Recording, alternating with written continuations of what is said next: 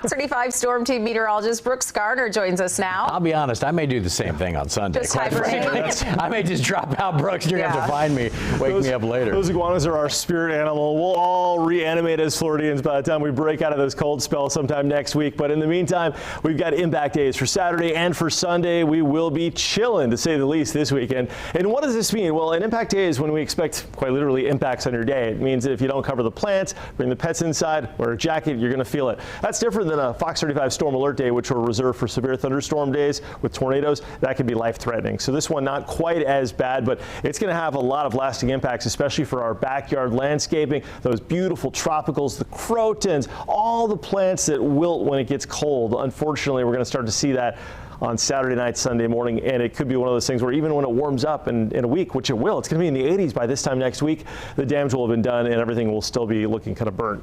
Well, if you're in that zone that's going to get hit, and I'll show you where that is. Cold front tonight, windy and cold tomorrow, but frigid Sunday daybreak. That's when we're talking about the coldest weather. Look at this map. This tells the story, this chart. So tonight we're going to cool down from around 60 to 52, then 39 by 8. So the front's moving through now. Tomorrow the high's only in the 40s. It's going to be windy. It's going to feel like it's in the 30s, and then Sunday morning the freeze. 30 degrees in Orlando, 20s to the north, highs only in the low 50s. So we go from fairly mild today to downright cold tomorrow. 60 right now at Daytona, 57 in Brooksville. If you have booked this weekend as your weekend in Florida, not the best weather, bad luck. It's going to be by far the coldest weekend that we're going to have seen this winter, and probably for the duration of the winter. It's only going to warm up from here, it looks like, for the most part. Right now, winds out of the northwest, 15, gusting to 17 to Lakeland. The front now crossing through South Florida, moving toward Lake Okeechobee. So tomorrow, when you wake up, even though the air temperature will be above freezing, it's going to feel like it's 25 to 30 with the wind blowing about 15 to 20 miles an hour, at least for several hours from 7 to 10.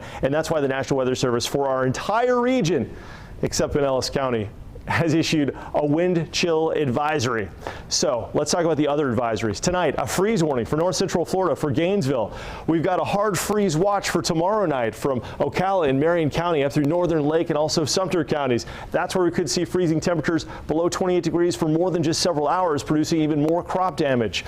Meanwhile, in Orlando and meanwhile in Sanford, Seminole, and Orange counties into Southern Lake County points south, a freeze watch for tomorrow night. That's going to be our Saturday night freeze. So let's talk about those durations. Well, 6 to 8 hours below freezing in the Gainesville area, Alachua County, Western Putnam. That can not only do damage to plants and crops, but also getting into that territory of doing damage to pipes, which is a good reminder that if you've got a pool, to leave that pump running, leave the regulator going right through Saturday night into Sunday morning till the freeze passes, so you don't have any water that's stagnant and possibly freezing, because that can kill your motor.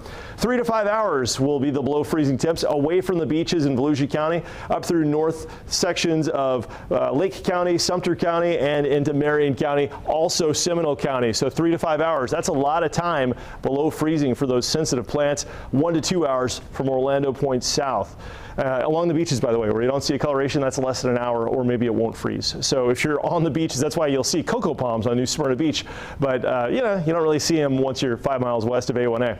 All right, here's the wind chill feels like map for tomorrow. Tomorrow morning, the air temperatures in the upper 30s. It's going to feel like it's in the 20s to around 30. Midday, it only warms up to a feels like temp around 36. So, I mean, it's going to be a big jacket weather all day tomorrow. And in the afternoon, with a high temperature around 45, it's going to feel like it's 42. All right, right now, Fox 35 Storm Tracker radar, pretty quiet. Couple of light showers moving off of Daytona Beach. The front is south of us.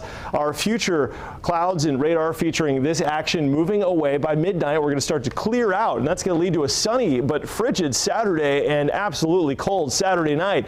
By the way, this is all associated with the system bringing a major blizzard to the northeast. It's already snowing there. This is called a bomb cyclone. It gets that name because it gets so strong, so fast, it bombs out, and it's resulting in blizzard warnings up and down the East Coast at all the major metros. We're looking at storm totals in the historic range of between 18 and 36 inches. Meanwhile, we're looking at that clear start on Sunday with high pressure building into the region.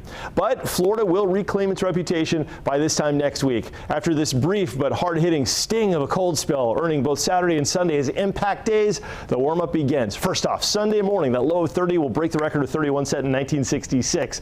As we look ahead toward Tuesday, February 1st, that's the start of the new month and the start of the new weather pattern by Groundhog Day. How apropos. We're going to see a very warm trend. I guess the groundhog will not have seen his shadow despite the full sunshine on a Wednesday, so he will not run back to his groundhog hole.